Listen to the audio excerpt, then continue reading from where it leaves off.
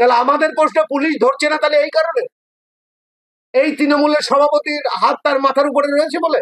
চলেন চলেন, আপনি থানায় আসুন। আমি বারবার বলছি, আপনাকে রিকোয়েস্ট করছি, আপনি থানায় আসুন। থানায় আসুন, বড়বু আছে, মেজবু আছে। আপনি থানায় গিয়ে বলুন না, থানায় আছে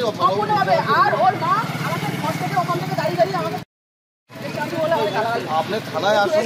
কাউন্সিলর মায়ের পরিচয়। আগের দিন রাত্রিবেলা যখন বাড়ির সামনে আসলাম, ওর মা ওখানে দাঁড়িয়ে দাঁড়িয়ে আমাকে বলছে যে আমাদের ঘরে ছেলেরা 4-5 জনের সঙ্গে সম্পর্ক করতে পারে। এটা একটা মায়ের পরিচয়, এটা মায়ের পরিচয়।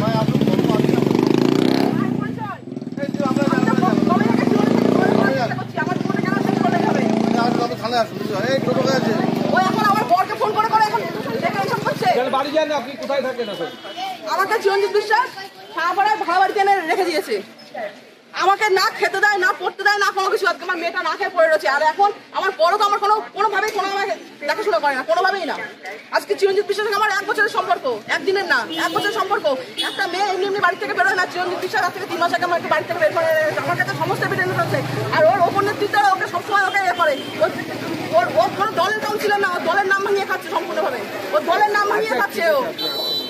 ও কোনো দলের কাউন্সিলরই না, দলের নাম ভাঙিয়ে খাচ্ছে। আর ওকে সম্পূর্ণভাবে মদত দেয় ও দলের ওপরে যারা আছে তারা জীবনে কেউ শেষ করতে হবে। চলেন না, এখান থেকে চলেন না, ঝামেলা হচ্ছে এখানে। চলেন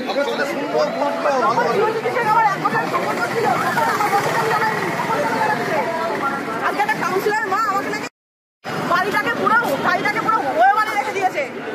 ওই চিরঞ্জিত বিশ্বাসের গাড়িটা পুরো ওয়ে বানিয়ে রেখে দিয়েছে। বাড়িটা শুধু আমি একা না, অনেকেই আসা যাওয়া করে। ও আমার মতো শুধু আমাকে জীবন শেষ করেনি, আরো অনেকে জীবন শেষ করেছে। আরো অনেকে জীবন শেষ করেছে। আজকে আমার কোথাও যাওয়ার জায়গা নেই। এখন কেন আমার বরকে জানাচ্ছি, এতদিন কেন আমার বরকে জানায়নি? এখন কেন আমার বরকে জানাচ্ছে, এতদিন কেন আমার বরকে জানায়নি? শুধুমাত্র বাঁচার জন্য, শুধুমাত্র বাঁচার জন্য। আমি থানায় অভিযোগ করেছিলাম, যে রাত্রে আমি অভিযোগ করি, সেই রাত্রে চিরঞ্জিত বিশ্বাস সাহাপাড়ায় আমার ভাড়া বাড়িতে গিয়ে রাত্রেবেলায় রাস্তার উপরে আমার হাতে পায়ে ধরে বলেছে যে তুমি কেসটা তুলে নাও, তোমার সঙ্গে আমি সব ঠিক করে নেবো, তোমাকে আমি বিয়ে করে নেবো।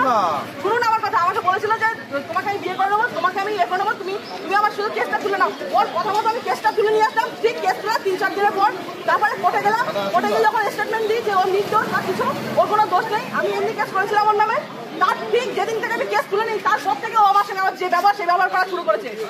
যে একটা ছেলে, আমি নিজে এসেছি ঘর থেকে বেরিয়ে, আমি নিজে এসেছি, আমি নিজে আসিনি।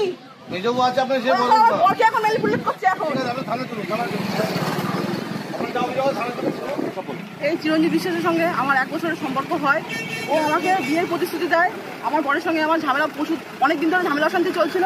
এখন রীতিমতো আমার বরকে মানে কাজে লাগাচ্ছে আমার বিরুদ্ধে, যাতে ওর পাশে থাকে। ওকে এখন আমার বরকে কাজে লাগাচ্ছে। এতদিন আমার বরকে কেন জানায়নি? যখন 1 বছর ধরে আমার সঙ্গে সম্পর্ক করেছে তখন আমার বরকে জানায়নি। এখন কেন আমার বরকে জানাচ্ছে? আমাকে বিয়ের প্রতিশ্রুতি দিয়ে ভাড়া বাড়িতে এনে 3 মাস সাহাপাড়ায় রেখে দিয়েছে। এখন আমার কোনো খরচাপাতি দেওয়া দূরের কথা, আমার সঙ্গে যোগাযোগ অবধিটুকু করে না। যোগাযোগ করা মানে যখন আমাকে প্রয়োজন হয়েছে তখন আমাকে ইউজ করেছে, যখন আমাকে প্রয়োজন হয়েছে তখন আমাকে ইউজ করেছে। হ্যাঁ, কি হয়েছে? আপনি আমার সঙ্গে শারীরিকভাবে মিলামেশা সমস্ত কিছু করতো। প্রেগন্যান্ট ছিলেন? হ্যাঁ ছিলাম। তারপরে এখন এইভাবে আমাকে পুরো সম্পূর্ণভাবে অস্বীকার করছে আমাকে। আজকে কোথায় এসছে? আমি আজকে 18 নম্বর ওয়ার্ডে চিরঞ্জিত বিশ্বাসের বাড়ির সামনে এসেছি। কেন? আমার সঙ্গে আমি আসতাম না ওর জন্য। আজকে আমি ঘর ছাড়া, বাড়ি ছাড়া, সমস্ত কিছু ওর জন্য। আমি এখন কোথায় যাব? আপনি কি চাইছেন? আমি ওর তীব্র শাস্তি চাইছি। যে এরকম কোনো ছেলে যেন কখনো কোনো মেয়ের সঙ্গে এরকম ভাবে কোনো এরকম খারাপ কাজ যেন না করে। যে খারাপ কাজ আমার সঙ্গে হয়েছে, এরকম খারাপ কাজ যেন কখনো কারোর সঙ্গে না করতে পারে, কারোর সঙ্গে যেন না করতে। ও ভেবেছিল যে রাখিকে দিয়ে কেস তুলিয়ে নিয়ে ও পার পেয়ে যাবে, ও সেটা ভেবেছিল। আমি ওর লাইফ থেকে সরে বসেছিলাম, কিন্তু ও রীতিমতো ওকে দিয়ে ফোন করানো, হুমকি দেওয়া, প্রাণে মারার হুমকি দেওয়া, ও এইসব কাজগুলো চালিয়ে গেছে এইসব কাজগুলো। আর ওকে ওর ওপর হুমকি দিত। হ্যাঁ, আমাকে প্রাণে মারার হুমকি দিত। আর ওর ওপর নেতৃত্ব যারা আছে তারা ওকে সর্বতভাবে ওকে সাহায্য করে। এই 18 নম্বর ওয়ার্ডের কাউন্সিলর চিরন একটা গুণধর, একটা দুশ্চরিত্র, একটা লোফার, একটা ফ্রেববাজ। এই মহিলাকে গতকাল রাত্রি থেকে তার বাড়ি ধর্ণা দিয়ে রয়েছে, আজকেও সারাদিন আছে। এই মহিলাকে বিয়ের প্রতিশ্রুতি দিয়ে তাকে এনে ভাড়া বাড়িতে রেখে একাধিকবার তাকে সহবাস করেছে, মহিলা নিজে বলছে।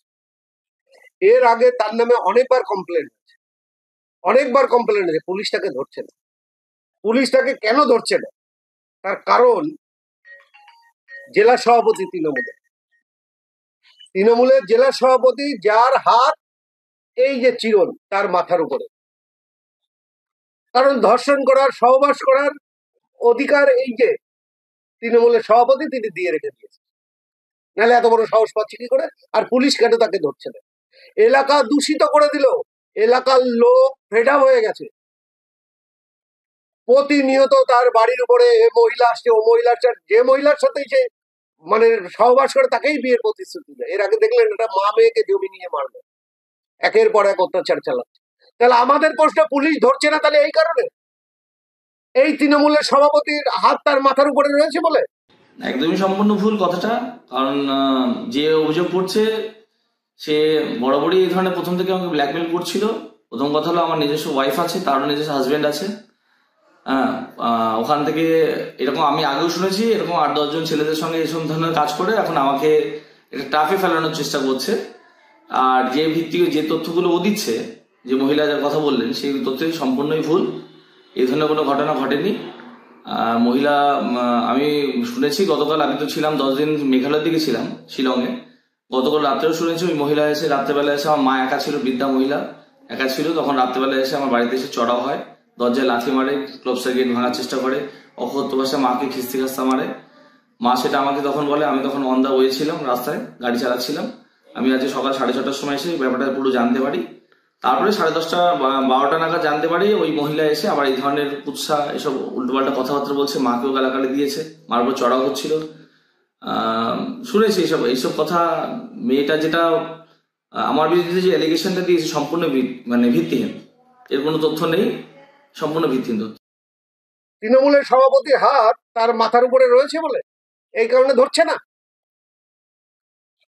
এলাকা দূষিত করে দিল। আর তৃণমূল মানুষের রক্ষা করতে পারে না, নারী সুরক্ষা দিতে পারে না, তার জলজ্যান্ত প্রমাণের চিরন।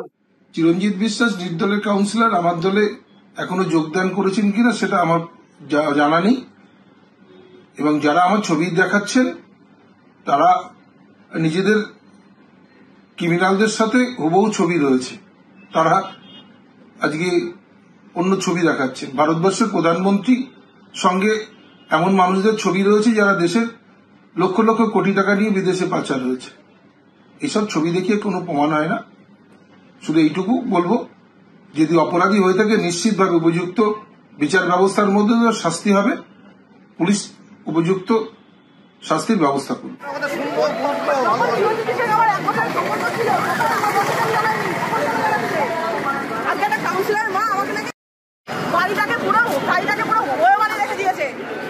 চিরঞ্জিত বিশ্বাসের গাড়িটা পুরো ওয়ে বানিয়ে রেখে দিয়েছে। বাড়িতে শুধু আমি একা না, অনেকেই আসা যাওয়া করে। ও আমার মতো শুধু আমাকে জীবন শেষ করেনি, আরো অনেকের জীবন শেষ করেছে ও।